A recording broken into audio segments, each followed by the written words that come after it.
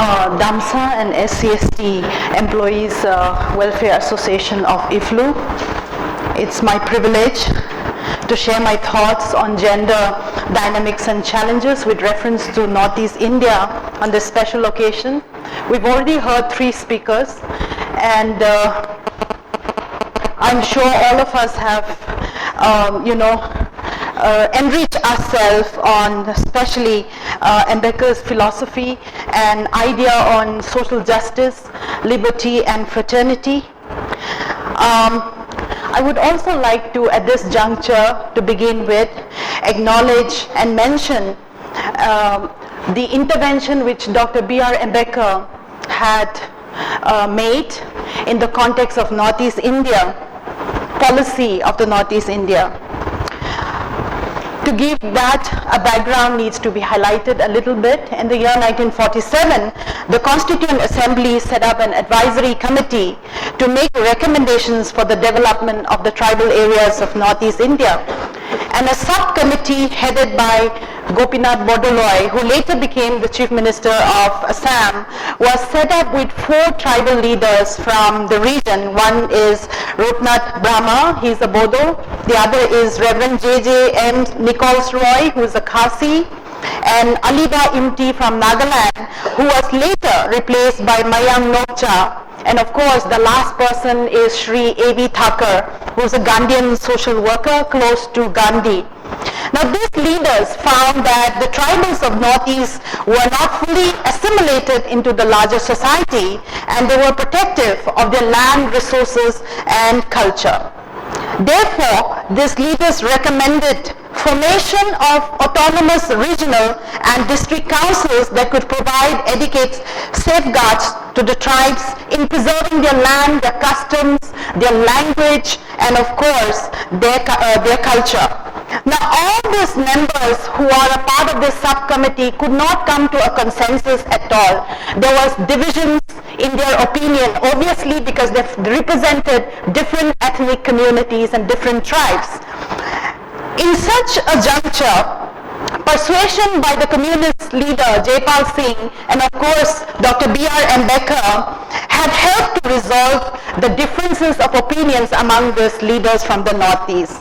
In fact, Dr. B.R. Ambedkar argued that while tribals elsewhere in India had become Hindus and assimilated with the mainstream culture, in Northeast region they had remained outside the Hindu influence. And this is again reiterated and supported by sociologist Andrea Bete.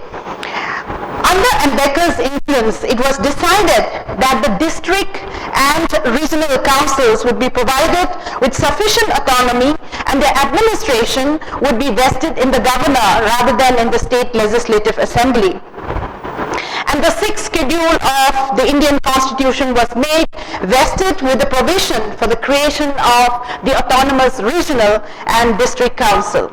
Well, we all do understand how Dr. B.R. Ambedkar had also significantly contributed in implementing, of course, in formulating and implementing the reservation policy which all the SC/STs are enjoying today.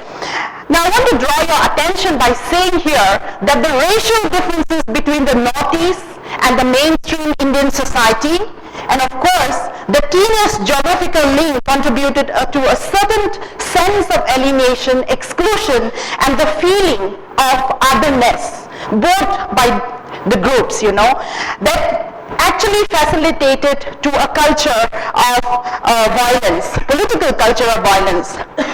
If you look at the Northeast, you see that the region is swept by movements, different types of ethnic movements, including the political movements. The movements for greater autonomy by different groups of the Northeast lay historically in the British policy of exclusion of this region from the usual administrative measures effective in the areas of the plains.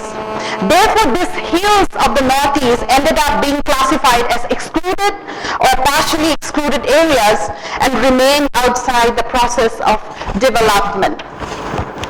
I want to also emphasize here the question of gender and migration and the challenges that is involved.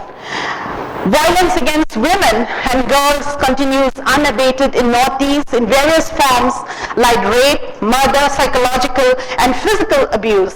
It is attributed largely to the existence of Armed Forces Special Powers Act of 1958. In fact, many cases of violence which I have personally heard as a young girl growing up, and then later on, as I live in the city, I keep hearing the stories from our own family members and friends. But unfortunately, the stories of violence, untold stories of violence were never told in the national media or even in the national print media. Until the recent few years. Suddenly, 10 years back, I'm sorry if there are any media man here, but the media, started focusing only in the past few years. I also would like to mention here that the Armed Special Forces Act have, attributed to the kinds of intensity of violence that exists in the Northeast. And again, in addition, we find new forms of violence which has emerged now in the past few years, which includes trafficking, prostitution, dowry harassment, and begging and the like. Now, if some of you have gone to the Northeast, you will hardly see beggars in the street. But today you see begging, especially in a city like Guwahati, and of course few in Dimapur, which is the business hub of Nagaland.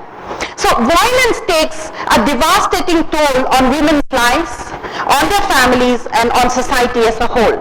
Now, with regard to the status of Northeast women in India's metropolitan cities, many of the sisters from Northeast have been facing discrimination and exclusion in where they live.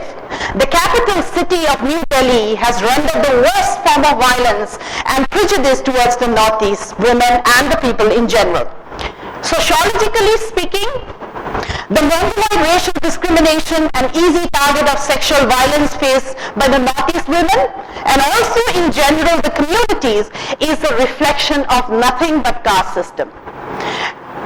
It matters how I look. It matters how you look. What community you belong to, how you speak, how you dress. These are issues which matters because of the caste system. The patriarchal and caste-based Indian societies considers the tribal boys and girls of the Northeast as polluted socially.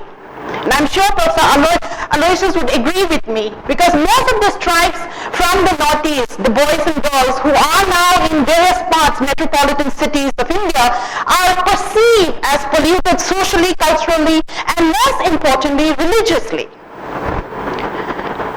They never consider the Northeasterners as equal fellow citizens and part of larger society because of their appearance, because of the dress women wear, and of course because of cultural differences, food habits. Now, such mindset and attitude are the root cause of all discrimination and inequality and social injustice that we see in our everyday life within the country. And I want to draw your attention by saying here that such mindset violates the theory of unity in diversity, where social justice and equality remains a dream. Now, this kind of injustice and inequality meted out to the people of one part of India facilitated the exodus of Northeast communities from various metropolitan cities just hardly 1 year back. 2012, we see the exodus of these ethnic communities, from Bangalore. Thousands and thousands of people come forward, and the trains were there, special trains were there. My question when I saw the trains, in Chennai station and in Bangalore station in television, the question that comes to my mind is, how did suddenly they get these special trains to Northeast? There is obviously a higher up hand which is involved to provide train. Otherwise, how can they be just, loaded like cows and buffaloes in the train and then pushed back to the Northeast? It's so obvious that there is a higher hand involved in it. So that's why I'm saying such inequalities, such injustices were meted out to the people. And how do you expect the people of Northeast to, inculcate that feeling of oneness with the other mainstream Indians. Many times I was asked, I'm a student of Delhi University, Miranda House, I'm a student of JNU, and I've lived here for more than a decade. Everywhere I go, people would ask me many times, are you from Japan? Are you from Korea? In fact, a year ago in the University of Hyderabad, we have a State Bank of India. One man greeted me. I thought he must be one of this non-teaching staff who knows me from before. So when he said namaste, I said namaste. He comes to me and says, are you from Malaysia? I said, sorry, I'm an Indian. You know, so these are the issues which many of the Northeastern, sisters and brothers or, boys and girls would identify with what I'm saying. You identify the people as Nepali, you identify the people as Bhutanese, you identify the people as, Koreans, Malaysians, Singaporeans, whatnot. Then where is the question of unity in diversity? Where is the question of oneness? Where is the question of integration of the Northeasterners with the mainstream society? There is no way out when people refuse to acknowledge their own citizens within the country. You see, every citizen has the right to migrate. Every citizen has a right to live everywhere within the Union territory. The rights to life, rights to live, right to be included in the mainstream society are obviously denied to the Northeast communities in many, many metropolitan cities in many forms in a very subtle way. Many do not get justice. Many Northeast people do not get justice from the law enforcing agencies. On the other hand, the right to sovereignty and self-determination were denied to certain groups of communities like the Nagas who have been fighting for almost a century. Now it is alarming to know that migration from Northeast India is rising everywhere in spite of the fact that they are meted out with injustice and inequality in their everyday life. You see, lots of Northeast people have been migrating to the metropolitan cities. There is a push and pull factor wherein we can use the theory of push and pull if we have to look at academically on migration of Northeasterners to India's metropolitan cities. We have an NGO called Northeast Helpline in New Delhi, which is led by Madhu Chandran and the team which involves academicians, which involves advocates and other social activists. They have clearly mentioned in the research findings that the number of migration of the Northeasterners has increased 12 times in the last 5 years. And the migration to other cities of India is a new trend that began only in the early 2000s, 2001, 2002, 2003. These are the years where migration of Northeast people to urban metropolitan cities have gradually, increased. Before that, little in number migrates for specific higher and professional studies, and of course some of them migrate because they are in government jobs, bureaucratic jobs. Now, migration from Northeast India is at its peak in the last 2 years, 2001 and 2012. It's very interesting to note that in the year 2011, over 275,000 students from this region migrate to various metropolitan cities of India. Now, I want to draw your attention. Their study cost, the study cost of every single Northeast boys and girls is 1/5 of Union government rupees 8,000 crores budget for 2011 and 12, supported by none other than their poor tribal parents at home in the Northeast, is calculated at the rate of rupees 5,000 per student annually. The year 2005 had actually 34,000 migrants, and it increases to 4,14,850 in 2010. With the current situation, with the current tradition or trend, 5 lakh people are expected from the Northeast to migrate to India's metropolitan cities between 2011 and 2015. Now the challenges, what is the challenge here? The challenges of racial discrimination arises. The challenges of sexual violence faced by the communities in New Delhi arises. Now Union Cabinet ministers clearing 51% foreign direct investment in multi-brand stores and 100% plan, in single brand, will open a way for 4 to 6 million jobs in India. And this definitely is going to attract the Northeasterners because there's not much of a multinational company investing in the Northeast states. There's not much of an industry there. There's not much of a job opportunity there. So obviously the educated ones will be pushed from the Northeast because the pull factor is very strong from the metropolitan cities. Uncountable number of young men and women in unorganized sectors, private sectors and business establishment as sales assistant, workers in massage parlor, spa parlor, which is also a bet for trafficking and prostitution, restaurants and BPO call centers employees. All these people are employed in various sectors like this, and they often face harassment from employers and senior managers. Sometimes, the boys and girls were made to work extra without pay, and they were paid delayed. Sometimes they were denied their salary, even suspended from job without even giving any kind of reasons. So there is so much of discrimination and injustices that is meted out to this group of ethnic communities. The increasing number of migration and challenges faced in metropolitan cities need to address constructively. The increasing number of challenges can be confronted by addressing the lack of higher educational infrastructure in the region. I know some of the girls from the University of Hyderabad who also openly told me, ma'am, if we have a very good university like JNU or HCU in the Northeast, we wouldn't like to come here and live here. We would rather go back. But the thing is, we don't have such good universities, so we are forced to come here. Now this is a perception. If the reason is pumped with money for educational purposes, if the 5-year plan, in the 5-year plan, if the budget increases for infrastructure of educational institutions, quality of educational institutions, I don't think many students will come out of the reason. Because the reason doesn't have, people were pushed out. The first is migration because there is job opportunity. There is lack of opportunity in the reason. The second is there is no good educational institutions there, except Northeast Hill University, and now a few more coming up, but IIT Guwahati, thankfully, but I don't know the quality. It's been just a few years, so we can't say how IIT Guwahati will compete with IIT Kanpur or IIT Kharagpur or IIT Delhi.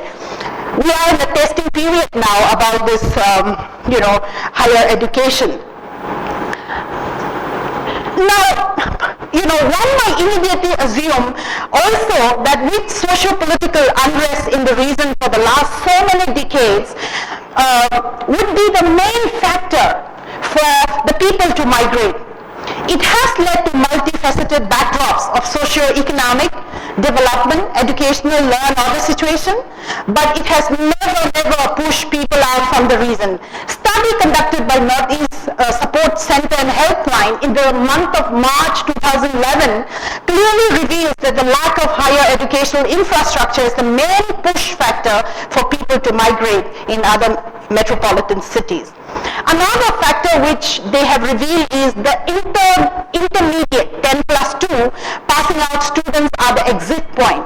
And this is the stage where parents want to send their children out because there is insurgency in educational institutions across most of the time, and as I said, there is not much of good educational institutions, so intermediate is a good point for them to exit from the region of Northeast.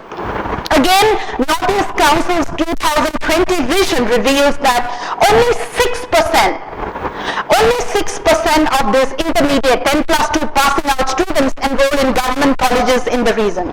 Only 6% of young boys and girls after school, high school, stay back in Northeast. Only 6%.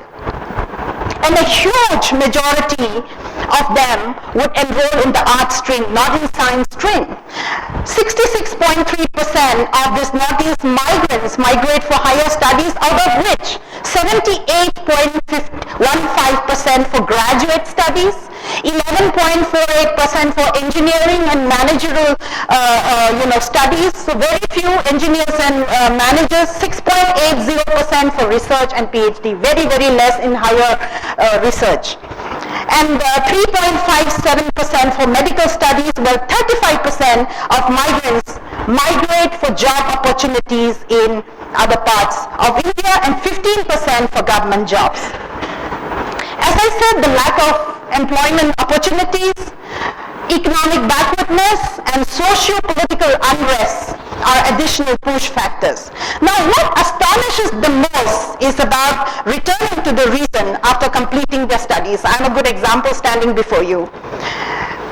The study conducted by Northeast Support Center and Headline reveals only 5% returns back after their studies. Only 5% of Northeast boys and girls who studies in India's metropolitan cities go back to their studies. A huge majority, 95% of the Northeasterners stay back in the metropolitan cities. When they return and invest what they learn in their home states, perhaps the reason can benefit, the reason can grow, but at the same time we also have to know that the political unrest is one thing which acts as a hurdle for these educated boys and girls to go back. Now, globalization has affected every nook and corner of India, but when it comes to Northeast, especially in the areas of economic boom like Hyderabad or Bangalore, with IT booming up and the buildings, mega buildings coming up, especially in Gachibowli area, like one of the US cities of Atlanta or Chicago, Northeast do not have that kind of facility, so that acts also as a kind of push factor for the students to kind of stay back. Now, when I talk of violence, recently we've heard of extreme form of violence committed against the girls from this reason. One is a sensational case called Miss Dana, who is the niece of Meghalaya Chief Minister Mukul Sangma, who committed suicide in a hostel room at Amity University after reportedly being caught in cheating case. But the investigating team found that the allegations made against her was false. Whenever sexual violence and racial attack happens, their lives are lost, their career and studies affected immediately. I want to also quote an example, name change. Monica and her sister had to close their cyber cafe in New Delhi after assaulted sexually by a group of people in the year 2008. They both are the victims of Daulaplan gang rape cases of 2005, which recurred in 2010, and they have to return back to Mizoram. Linda, name change, had to stop her beauty parlor training halfway after sexually assaulted by her own house owner in New Delhi in the year 2007. Their economic and future careers are shattered. Now, these examples of Northeast girls reveal that there are serious challenges and difficulties faced by women from the Northeast. A Chinese proverb says, women hold up half the sky. But if a woman continues to be treated in an inhuman way, meted out with a lot of injustices, then how do we achieve gender equality? The reason is, the Northeast reason, to conclude briefly in 2 minutes, the Northeast region is facing a serious challenge as it is a potential dumping ground of cheap foreign goods with Northeast, Look East policy to open gateway to South Asian countries, which will create an environmental hazard in these beautiful hills and valleys of Northeast.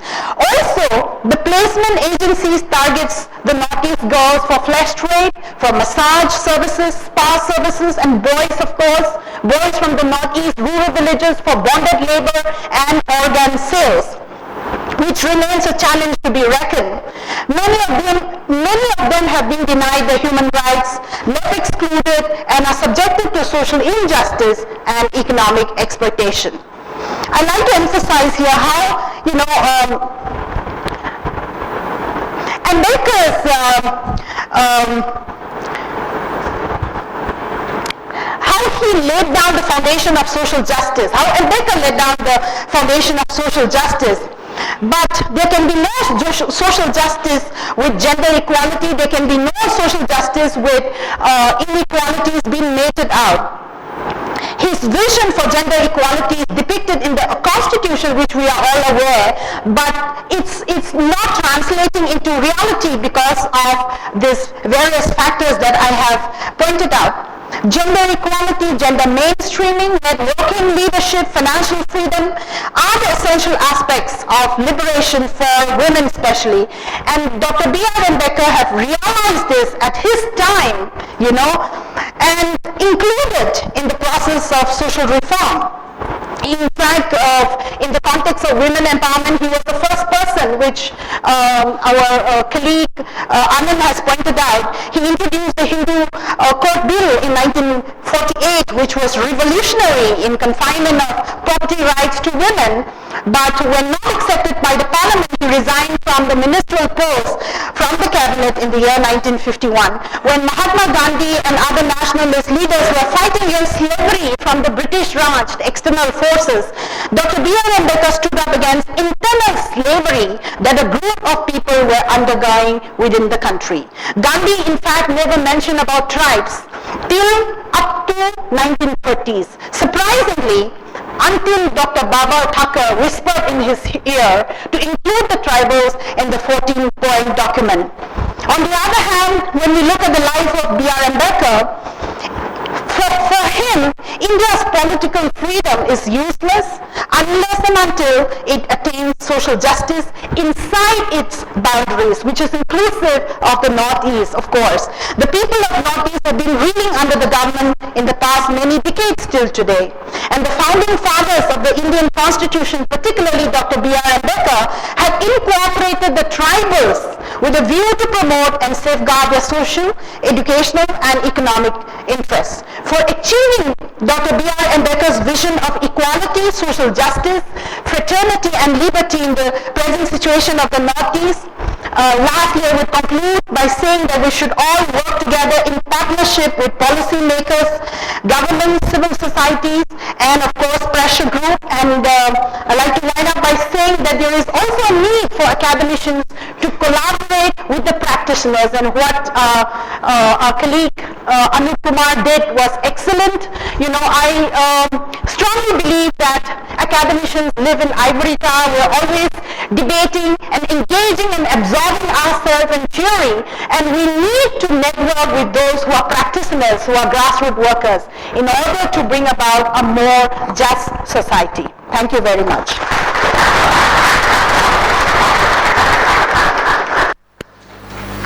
Thank you, ma'am, for sharing your ideas and especially talking about the relevance of Dr. Ambedkar's ideas of justice to the Northeastern people, which also make us think that still the nation is a forceful constellation and still it lies in the textbook imagination of the nation, and how the people from the Northeast have not been, or the nation has failed to integrate the people from Northeast in its imagination and also in its plannings of development or its notion of unity. And how the students coming from the conflict zones face the harassment in the urban cities of India. Now I like to invite Vasvi, Samya and Sudhavin for a song. And yeah.